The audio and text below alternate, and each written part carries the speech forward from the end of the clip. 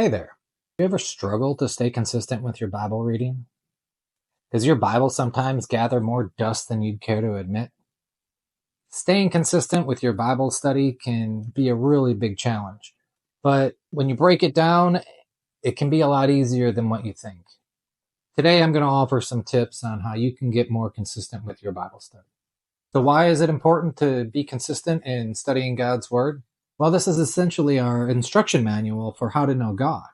So if you're not studying God's Word and you're only relying on what the preacher is telling you on Sundays or what your friends are telling you or what you read in books, non-Bible books, then you're relying on current words of people and you're not getting the message directly from God.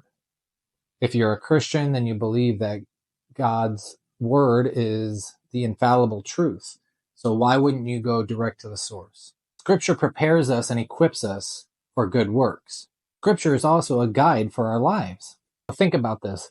Just as eating healthy is really good for our bodies and it feeds our brains and feeds our bodies so that we can stay healthy, you need to feed your spirit with God's Word so that you can maintain good spiritual health.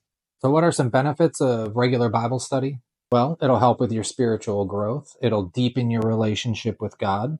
It'll help shape your character and your decision making.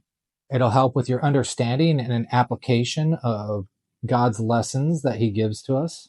See, as Christians, we have the Holy Spirit inside of us. That Holy Spirit helps us to understand and discern God's Word as we study Scripture. So not only do we gain an academic knowledge of what the Bible has to say, but when you have the Holy Spirit, there's a transformation that takes place. You can only get that when you're in God's Word. I jotted down some tips that I think might help with staying consistent in your own Bible study. Setting a specific time, whether that's for you in the morning, or maybe that's at lunch, or maybe it's at night before you go to bed, whatever that is, if you can set a specific time and block out even just 15 minutes and you stay consistent with that, then that is going to get you into a routine. And you'll find after a couple of weeks that if you miss a day, then you're actually going to miss it and you'll go right back to it. The second tip is to create a dedicated space. So if you're reading while your family's watching TV or while kids are running around, or if you're at work in the lunchroom and it's just really noisy and there's a lot of distractions, that's going to distract you from actually studying and meditating on God's Word. So you want to find that dedicated space, that quiet place that is just yours, and so that you can have that alone time with God. That's really important as well. And start small. Don't start off thinking that, okay, I know I need to get into God's Word. I'm going to read 2 hours a day, and I'm just going to really dedicate myself to that. That's probably not going to work. I read a tip one time. This was not about the Bible, but this was about when I was trying to learn guitar.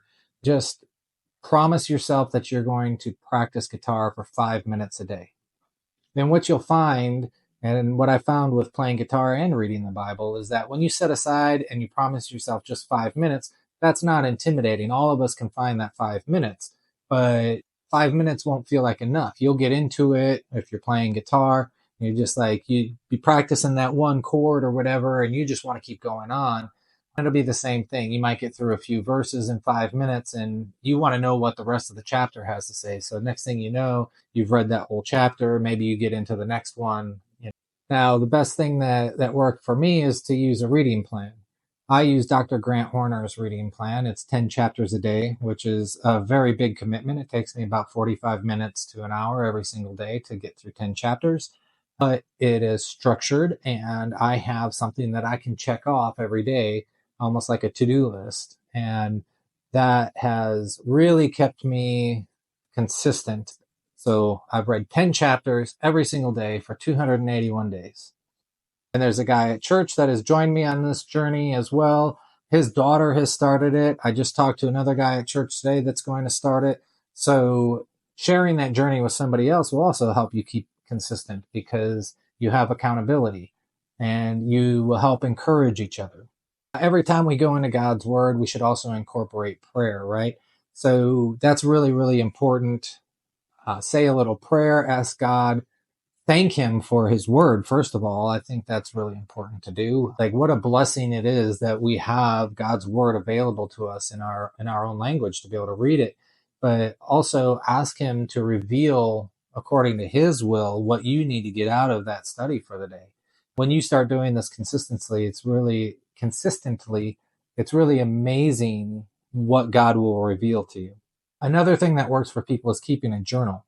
So there's all kinds of different methods out there for journaling. It's not really my cup of tea, but I know lots of people who do it. And it can be as simple as writing down a verse or a chapter, and then you read through it, and then you summarize what you read, and then maybe write down some practical applications for your life. And that seems to be a really good way for some people to hold themselves accountable. So remember, while the goal is to read every single day and to get into God's word at least, a little bit every single day, if you miss a day, don't beat yourself up. Just promise that you're going to get back to it the next day. It's not a big deal. This is a lifelong journey that we're on, and it doesn't take long to get through the whole Bible if you stay consistent.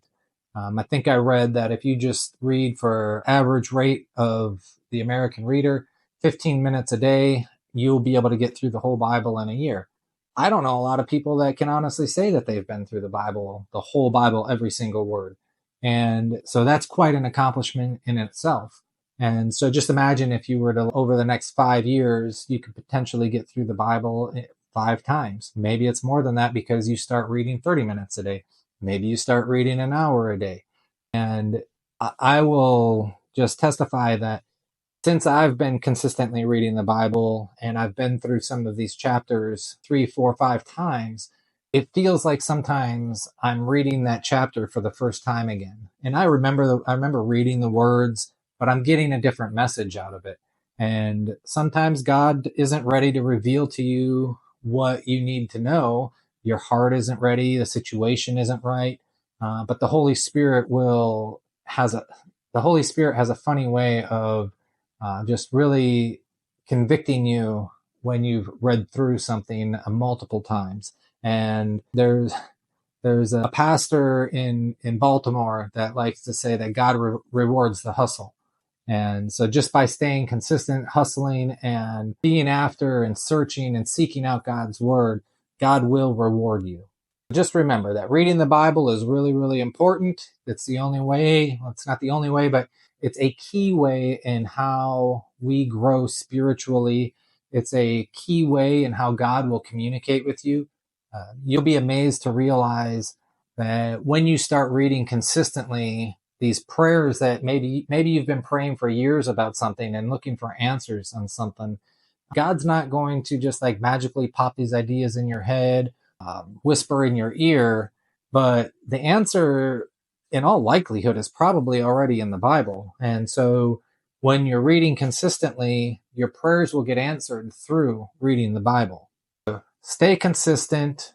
Let me know how it goes. Make sure you hit like on this video, and let's watch the next one.